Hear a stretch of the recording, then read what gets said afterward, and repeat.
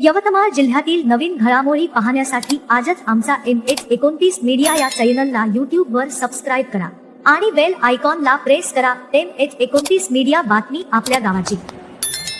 नालंदा भरणे यांचा पदग्रहण सोहळा संपन्न। आर्णी नगर परिषदेची धुरा घेतली हाती। आर्णी नगर परिषदेच्या नवनियुक्त अध्यक्ष नालंदा भरणे यांच्या पदग्रहणाचा सोहळा उत्साहात आणि मान्यवरांच्या उपस्थितीमध्ये संपन्न झालाय। नगर परिषदेच्या सभागृहामध्ये झालेल्या या सोहळ्यात नालंदा भरणे यांनी अधिकृतरित्या पदभार स्वीकारत आर्णी नगर परिषदेची धुरा आपल्या हाती घेतली आहे। पदग्रहण सोहळ्याप्रसंगी नगर परिषदेचे मुख्याधिकारी, नगरसेवक, नगरसेविका, विविध राजकीय पक्षांचे पदाधिकारी, सामाजिक कार्यकर्ते, कर्मचारी वर्ग तसेच मोठ्या संख्येने नागरिक उपस्थित होते।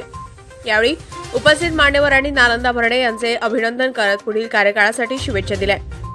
यावेळी शहरातील रखडलेली विकास कामे पूर्ण करणे, स्वच्छ भारत अभियानाची प्रभावी अंमलबजावणी, महिलांसाठी विशेष योजना, युवकांसाठी रोजगाराभिमुख उपक्रम तसेच ज्येष्ठ नागरिकांच्या सोयी सुविधांवर भर देण्यात येणार असल्याचे त्यांनी सांगितले। कार्यक्रमादरम्यान मान्यवरांच्या हस्ते सत्कार करण्यात आला। नगर परिषदेच्या कर्मचाऱ्यांनी नवनियुक्त अध्यक्ष यांचे पुष्पगुच्छ देऊन स्वागत केले। संपूर्ण कार्यक्रम उत्साहपूर्ण वातावरणामध्ये पार पडलाय। नालंदा भरणे यांच्या नेतृत्वाखाली आर्णी नगर परिषदेच्या विकासाला नवी दिशा मिळेल अशी अपेक्षा यावेळी नागरिकांनी व्यक्त केली आहे। MH29 मीडियासाठी इरफान रजा, प्रशिक मुळेश्वर, आर्णी। या गावाचा विकास व्हावा या दृष्टीतून मला असं वाटतं सर्वच नगरसेवक सहकार्य करतील, राजकीय लोक सहकार्य करतील, ज्याला अनुभव आहे ते सल्ले देतील, चांगलं काम करतील अशा प्रकारचा मला पूर्ण अनुभव आहे। आणि नालंदा भाऊला एक प्रशासकीय पहिल्यांदाच निवडणूक लढले, निवडून नाही आले, कारण ते प्रशासनामध्ये होते, प्रशासकाचा अधिकार आहे।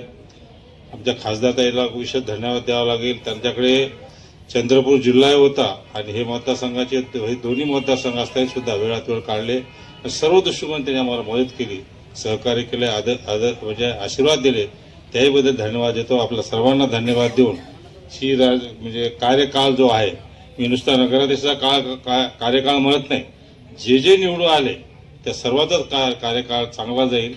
या भागातील जे नागरिक आहे, या शहरात नाही, हजारो लोक दररोज आपल्या शहरामध्ये येतात, त्यांना सुख सोयी आणि जास्तीत जास्त नागरिकांना सोयी देतील अशा प्रकारची अपेक्षा व्यक्त करून माझी 2 शब्द समाप्त।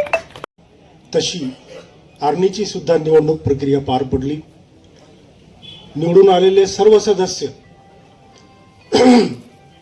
वेगवेगळ्या पक्षाचे जरी असतील तरी ते सभागृहामध्ये नगरसेवक म्हणून गेल्याच्या नंतर ते सर्वात प्रथम आर्णीकरांचे नगरसेवक आहेत आणि नंतर आपापल्या पक्षाचे आहेत, हेच मला या निमित्तानं सांगायचं आहे।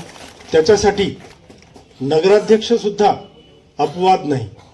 नगराध्यक्ष कोण्या पक्षाचा आहे हे सभागृहाच्या बाहेर पडल्याच्या नंतर, सभागृहाच्या आतमध्ये गेल्यानंतर नगराध्यक्ष आणि नगरसेवक हे सगळे आर्णीचे आहेत। आणि अमोल बोलत असताना एक त्यानं सांगितलं की आता नगराध्यक्ष सत्काराला उत्तर देतील। कोणत्या म्हणजे उत्तर आपण कधी देत असतो, एखादा प्रश्न असला सुनील भाऊ तो उत्तर देईल, पण तुम्ही प्रश्नच केला नाही आणि त्यांच्याशी उत्तर मागितलं। परंतु असो, हा आपला बोलण्याचा एक भाग आहे की आता सत्काराला उत्तर देतील। परंतु या निमित्तानं मी सर्व आर्णीकरांचे प्रश्न हे तुमच्या पुढे आहेत असं समजतो आणि येत्या 5 वर्षामध्ये या सर्व प्रश्नांना तुम्ही उत्तर द्यायचं आहे आणि ते चांगल्या पद्धतीनं तुम्ही उत्तर देऊन ती प्रश्नपत्रिका सोडवाल अशी मला पूर्ण आशा अपेक्षा आहे। जनता कोणालाही खुर्चीवर बसू शकते, हा अधिकार संविधानाने दिलेला आहे। भारतरत्न डॉक्टर बाबासाहेब आंबेडकर यांनी मतदानाचा अधिकार दिला आणि त्यामुळेच मी ह्या पदावर आरूढ झालो। ह्या आर्णी नगरातील प्राथमिक समस्या आणि महत्त्वाच्या ज्या समस्या आहेत त्या सोडवण्याचा मी प्रामाणिकपणे प्रयत्न करणार आहे।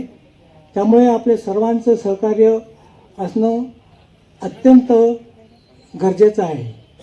आपल्या सर्व नगरातील पाणी पुरवठा, रस्ते, नाल्या, त्याचप्रमाणे विद्युत पुरवठा, शिक्षण, आरोग्य, स्वच्छता या अत्यंत महत्त्वाच्या गरजा आहे आणि ह्या गरजा पूर्ण करण्यासाठी नियोजनबद्ध कार्यक्रम करून शासनाकडून व नगर परिषद यांच्याकडून उपलब्ध होणारा निधी ह्यामधून सर्व समस्या सर्व कामे सोडवण्याचा मी प्रामाणिकपणे प्रयत्न करणार आहोत.